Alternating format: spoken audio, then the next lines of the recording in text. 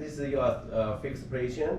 And then when you do Allongé, look my arm, upper arm, not move. I just use my lower arm, circle up. You see, my position is here. So right now, some girls' position too open. So because from here, your upper arm moved. Too open, not good looking. Stay here, no upper arm, only lower arm, head up. Hey, that's good enough. You clear, girls? So listen, girls, in the ballet, the arm always have preference. Okay? So when you do this reference, okay, this reference is your upper arm cannot move, so your position on Allongé will be good. Your first position, the reference is your belly button. As long as you face your belly button, that is good.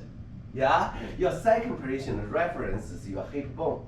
Okay, the hip bone, you can touch the hip bone, right? The hip bone lines out, and then as long as your fingertip a little half inch above your hip bone, that is good. If you go too high, that's not good. You gotta make sure the fingertips just half inch above the hip bone line. See? That position is good. Okay? So everything have a position, and this reference is you don't need to head up. You just look up with your eye. You can see your finger. That means the position is right.